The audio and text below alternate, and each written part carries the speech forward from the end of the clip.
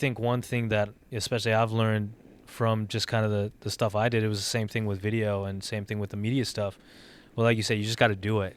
And you just got to figure it out. Like I bought the cameras, certain cameras that I bought like when I first started. I still have those till this day. I bought the cameras before I even knew how to use the cameras. Yeah. You know what I mean? And I think that's kind of a testament to, you know, when you model and you talk about modeling in the career and whatnot, it's like you got to do it and you got to fit, like, then you'll be able to figure it out. You'll be able to see the holes, you'll see the gaps with those things. Yeah, I think that's a big and it's tough these days. You know, I see a lot of younger guys now these days, and it's you know, they want everything to come easy.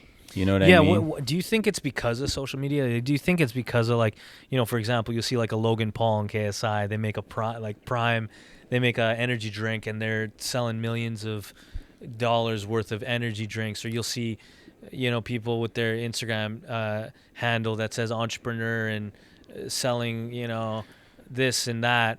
Do you think that has escalated, or at least given that feeling for young men that it's easy to attain success in whatever you want, or if I just start a brand today, it should be successful. I should be a millionaire in a year or 2 years. What are your thoughts on that? Yeah, well, I definitely think that it seems like a lot easier in a lot of younger people's head today. You know, a lot of guys. For me, it wasn't like that. I always like to take the harder road, the less traveled road. You know, it's not as crowded. And so one of the things growing up that my parents did is, I was probably the only Indian kid growing up in our neighborhood in San Jose at the time. And they put me in Pop Warner football, which, if you don't know, in Canada, it's like American football, tackle football.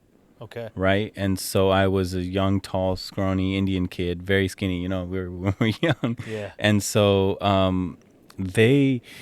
that really taught me a lot. Like it was, I'm really shy, quiet kid, didn't talk much, didn't really, you know, was really to myself. And then you get thrown into tackle football in a like Pop Warner league where they, you know, we went to the championship in our state and everything in our division, and you know, and that really just that training at that young age, you know, was just it just taught me just keep struggling through it and just keep going and going, you know. And every day we would have practice, and at such a young age it was such a good thing to be in competitive sports. I look back and on my childhood, I think that's one of the things that, you know, still today it just allows me, if whatever we have to do, you know, we'll persevere through it. And it's, you know, it's not going to be easy, but we'll get through it.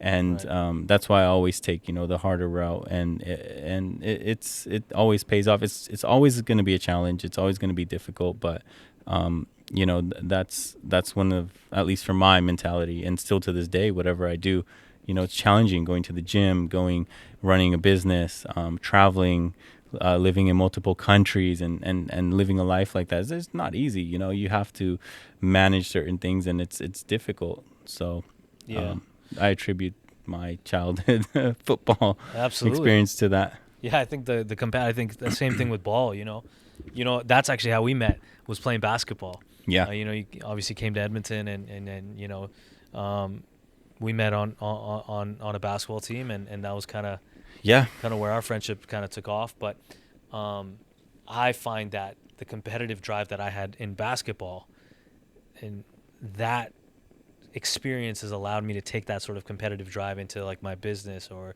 other things that I'm doing, the podcast and stuff. And I feel sports definitely helps, you know, guys or girls build that sort of competitive nature and a really good sort of characteristic that I think helps with other forms of, you know, whether it's financial growth or career growth or relationship growth. I think it just humbles you a lot quicker. You know, you end up losing at things and, you know, getting hit in football or basketball. And it just, you know, some people you know, you just rise to the occasion. So, yeah, for sure.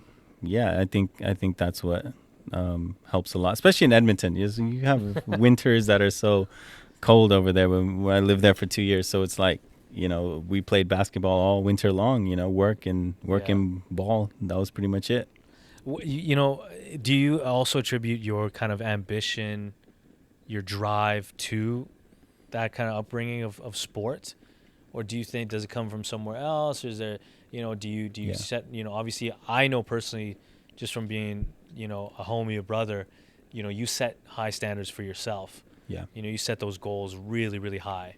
And that's why I get awe inspired sometimes, because you're like, why not? Like, why not? Why can't you do this? Why can't you do that?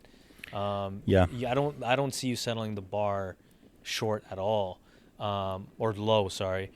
So, but I want to know, is that from your upbringing? Is that something that you've kind of had inside all the time? Like, where does that come from?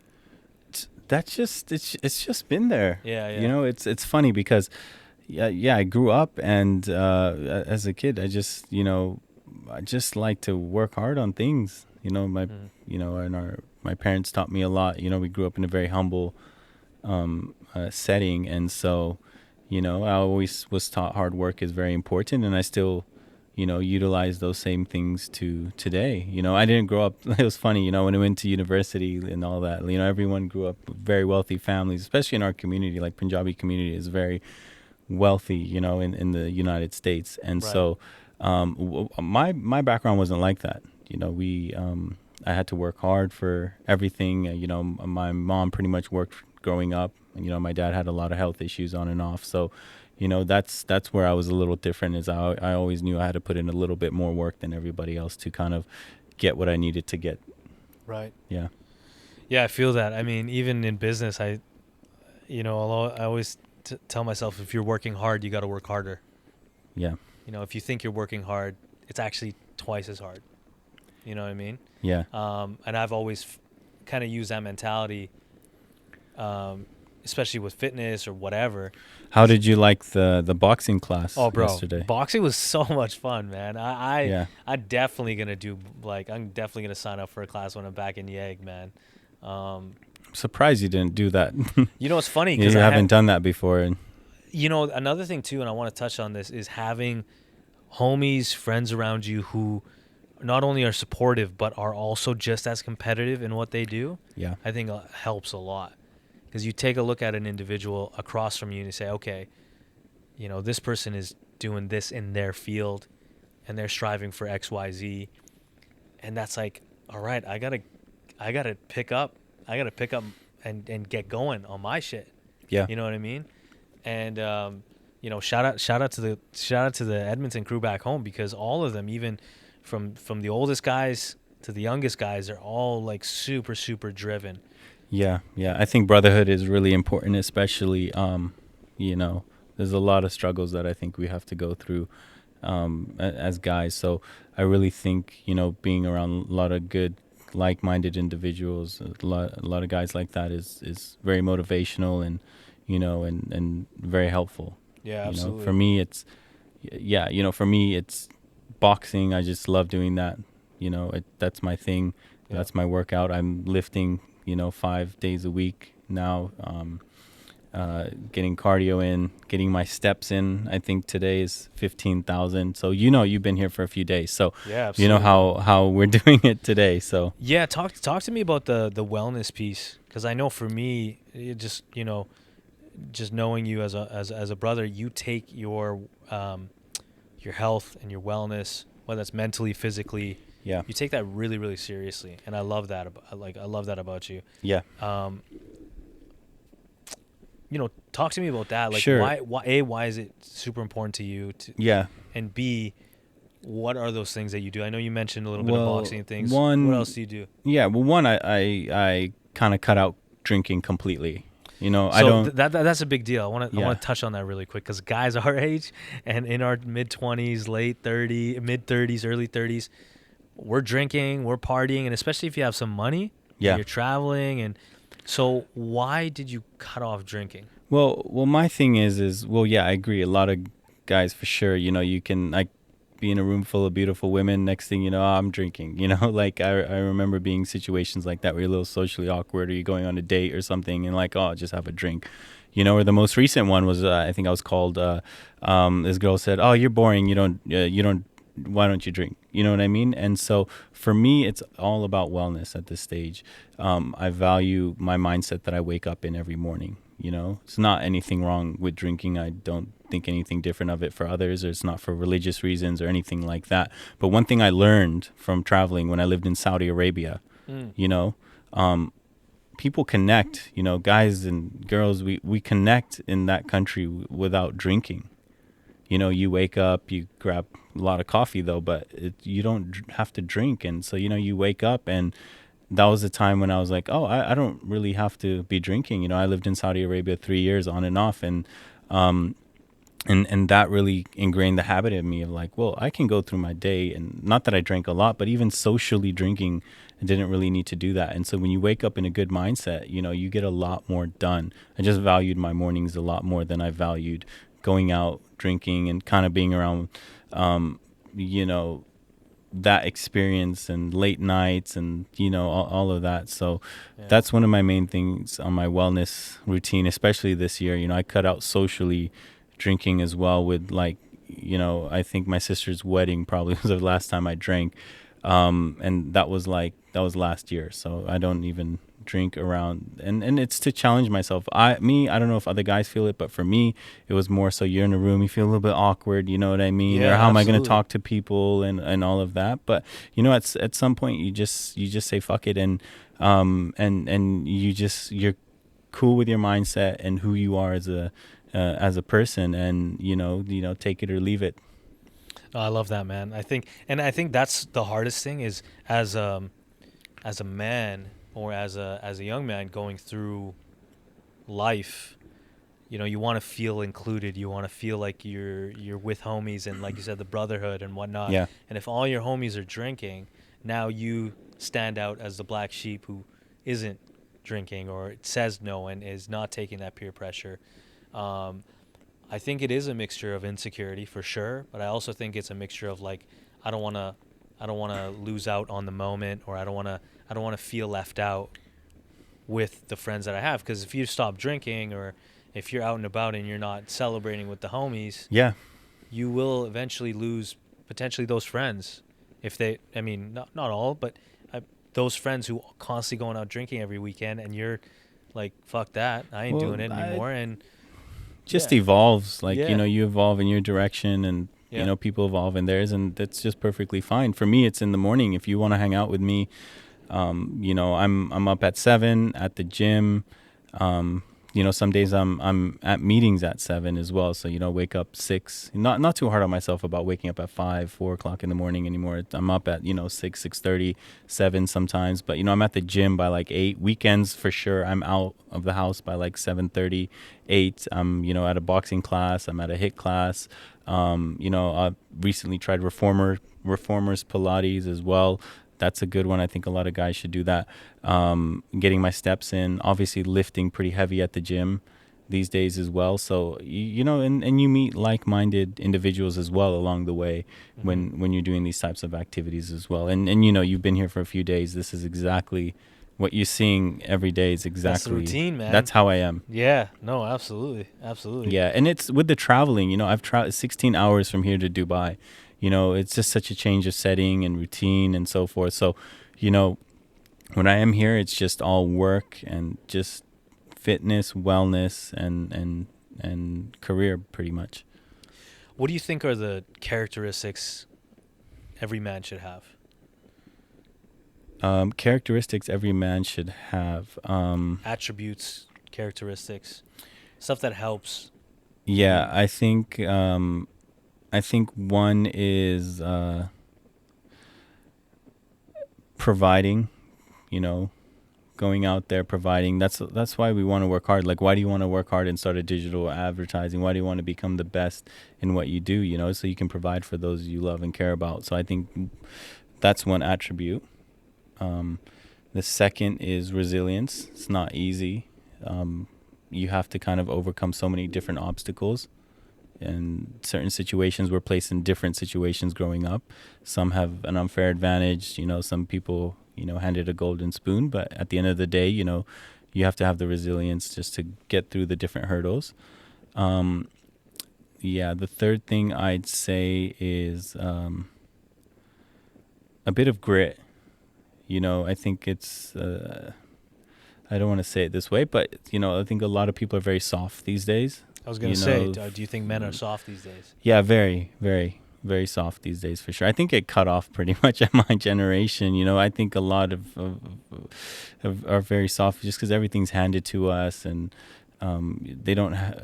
You can't be soft. You have to be very hard. There's certain difficult situations that you're put in that you have to get through. It's not easy. It's like every day something's coming up. It's just hitting at you from a different angle, and you just have to have the mental resilience and the ability to kind of get through that. Every day for me, especially, there's something different that comes up. Whether it's family, like relationships, family, financially, physically, fitness, like all of these different things. Every day there's something, and you just have to be mentally strong, so that and in that mindset, so that you can overcome those challenges. And a lot of people, I unfortunately I don't think a lot of people have that, and they need to build that strength up for sure.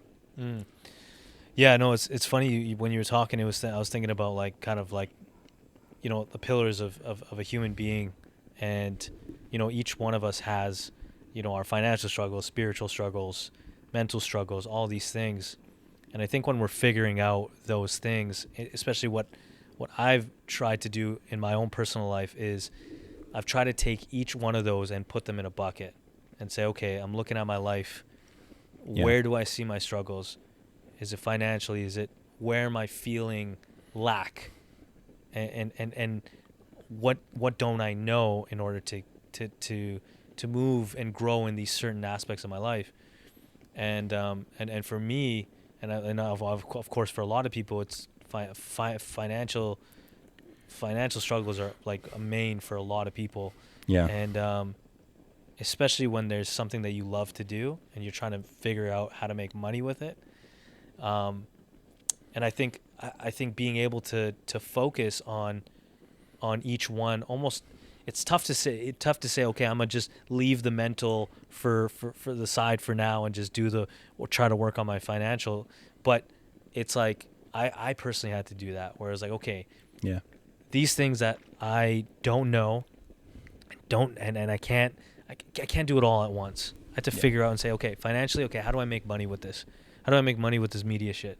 How do I do this? How do I do that? And just focus on that. Okay, now I have a little bit of savings. Okay, don't go out, don't drink. When I used to go out, we'd go to Cactus or an Earl's or like, these kind of high end, fine dining places. And I know those places. I'd always like, every time I'd go out, and especially this is the time when I had no money or whatever, very, very, lacking in my own finances. I was like, I'm just gonna get a water, and I'm gonna get the cheapest thing on the menu.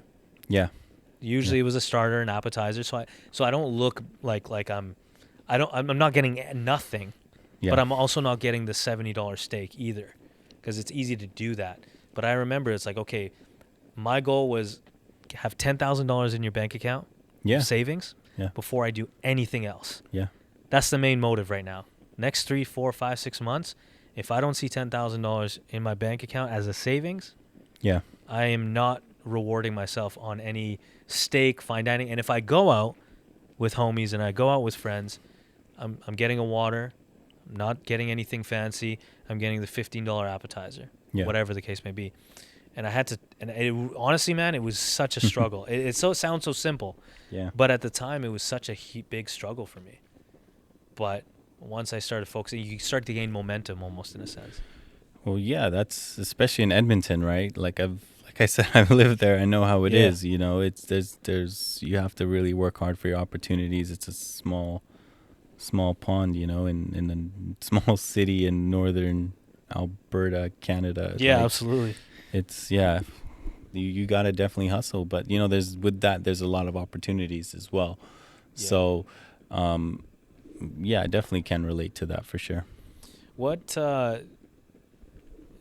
do you think of passion versus kind of making money? Like, for example, a lot of people say, oh, if you follow your passion and you follow the thing that you love, eventually you'll make money and, be quote unquote successful, happy, all these things that people strive for. What are your thoughts on that? Like following a passion or following that versus like working hard, making ends meet, or not ends meet, but like working a job potentially that you might not love, you might like it, Yeah. it provides for you. Yeah. What are your thoughts on that? Well, I would say they don't have to be the same profession. You know, like me, I work in banking, software, consulting. Like it can be a pretty dry field, very introverted field. You know what I mean? Like a lot of introverted. I work with a lot of engineers and, you know, a lot of different people in that field. It's not like, it's like I said, one of my friends, she said, "Oh, that's boring." You know what I mean? And you know, it doesn't sound sexy or anything like that. How can I say that? Oh, that's my passion. I love it. You know what I mean? But Yeah. I do have my, you know, creative outlets as well. I model. I do a lot of different things outside of that, and consulting allows me to do that as well, and allows me to, you know, live here in San Diego, and so it doesn't have to be the same thing, and it's not all passion. I would say, Yeah. you know, like it's hard work and grit, and you know, I think I learned that from, you know, our parents. They didn't have they passionate about what they did when they moved to Canada Yeah, or exactly. the US, so Exactly. you know, it was just kind of do what you have to do. But that being said, like I do love my career, and then I also love my creative outlets also. For sure, man.